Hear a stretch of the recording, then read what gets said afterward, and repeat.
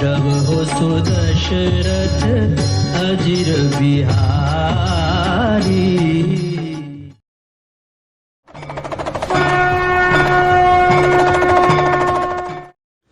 Hello दोस्तों, नमस्कार। मैं आपका शुभचिंतक ओम मिश्र। मित्रों, रामायण में तमाम पात्र रहे हैं, लेकिन हनुमान जी उसमें सबसे ज्यादा पूज्य हुए। ये कहिए कि भगवान राम से भी ज्यादा पूरे देश में पूजा अगर होती है, किसी का ज्यादा मंदिर है तो हनुमान जी का है। कुछ तो हनुमान जी में खास रहा होगा, हमें सीखना चाहिए। मित्रों, हनुमान जी में खास ये था कि वह अपने उद्देश्य के अलावा कोई भी बात सुनना भी नहीं पसंद करते थे। हम लोग क्या करते हैं, अपने उद्देश्य से घर से निकले, एक उद्देश्य बनाए, फिर रास्ते में कोई कह दिया, गाली गलौज कर दिया, झगड़ा झंझट कर दिया, कोई निंदा बुराई कर दिया तो उसमें उलझ गए, उद्देश्य भूल गए। नहीं कुछ तो कोई बड़ाई कर दिया, उसके बड़ाई के चक्कर में हम उसके साथ भटक गए। हनुमान जी कहीं कुछ नहीं, केवल अपना उद्देश्य, उद्देश्य के अलावा कोई उनसे मतलब नहीं। सारे लोग समुद्र के किनारे बैठे हैं, लंका में जाना है। जामवंत जी हनुमान जी को बड़ी बड़ी बातें बताते, जैसे लोग कहते हैं आप फला के लड़के हैं, इतने बड़े घर के, इतने बड़े परिवार के हैं, आपके लिए क्या है, कैसे क्या। ये सब बातें सुनकर हम लोगों को कितना अच्छी लगती है यार। लेकिन हनुमान जी का गुण देखिए, उनसे ये चीज सीखना चाहिए कि जब बड़ी बड़ी बातें जामवंत जी बताएं, कहे रीछ पर सुन हनुमाना, का चुप साधी रहा बलवाना। उन्होंने कहा तुम बलवान हो, क्यों शांत बैठे हो, क्या कारण है, पवन तनय बल पवन समाना, तुम पवन के लड़के हो, पवन के समान बलवान हो, बुद्ध विवेक विज्ञान निधाना, बुद्धि और विवेक विज्ञान के तुम सागर हो, तुम्हारे लिए क्या है कौन सो काज कठिन जग माही, जो नहीं होता तात तुम पाही, तुम्हारे लिए कौन सा कठिन काम है। लेकिन मित्रों, सब बड़ाई सुनने के बाद हनुमान जी पे कोई असर नहीं हुआ।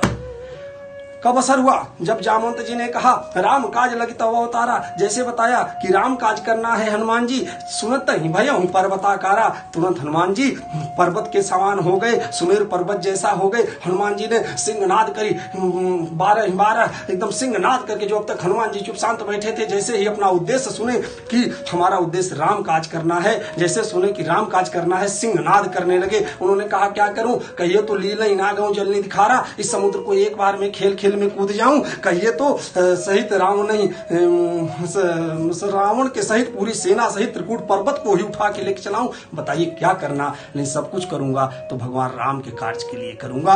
ये कहिए कि हम इसलिए करें कि लोग हमें बड़ा कहें, हम इसलिए करें कि लोग हमें बुद्धिमान कहें, लोग हमें बड़े घर का कहें, लोग हमें विद्वान कहें, तो हम इन सब बातों के लिए नहीं कुछ करने वाले हैं। हम तब करेंगे जब राम कार्य करना होगा। राम कार्य लग मम अवतारा, जब मेरा अवतार राम कार्य के लिए, मेरा उद्देश्य राम काज करना, तो मैं केवल राम काज करूंगा। इसके लिए कोई और कुछ मुझे सुनने का मतलब नहीं है।